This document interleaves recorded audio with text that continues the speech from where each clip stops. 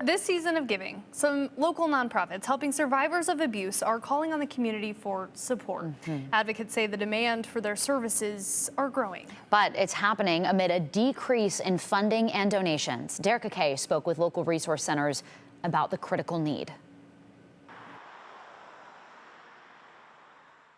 Domestic violence is the #1 reason people seek services at the Nampa Family Justice Center. We see about 2,300 clients a year, and of those adults, about 63% come in for domestic violence. And those numbers continue to rise. The center supports women, children, and men in Canyon County with services like counseling, emergency shelter, court advocacy, and more. But Alyssa Groom, assistant manager, says many victims hesitate to ask for help. A lot of times they are not wanting to come forward and say they need help.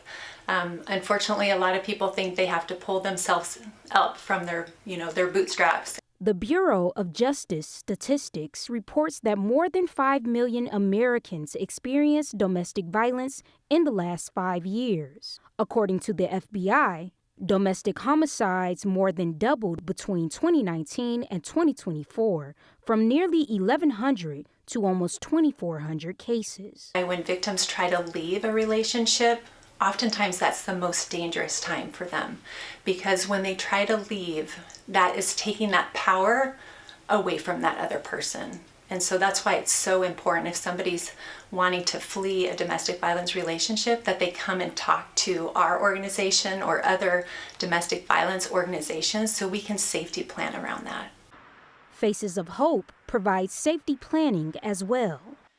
Executive Director Paige Dinger says they're seeing an increase in need every day at both locations in Meridian and Boise. We've seen a 52% increase since last year at this exact time. So on a weekly basis, we're seeing about 80 people. 20 of those individuals are new. Faces of Hope's mission is to provide safety, support, and hope to survivors of abuse and their family. Dinger says the majority of their clients are survivors of domestic violence, and more are coming in with children. But funding has not kept up with that demand. Funding all across the nation has been down.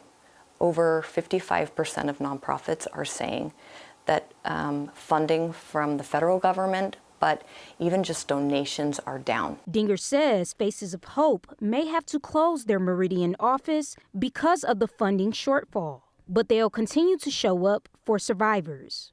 While we're considering making some difficult decisions, that does not mean that Faces is going anywhere. We are working hard to ensure that we can support anybody that walks through our door. We are going to make sure that we keep a location open, and hopefully two. Faces of Hope and the Nampa Family Justice Center offers resources like clothing, shelter, counseling, and court support. But to keep those resources available for survivors, Faces is calling on the community to donate. You can do so right now on their website at facesofhopeidaho.org. Such a tough situation for these organizations. Derica, thank you.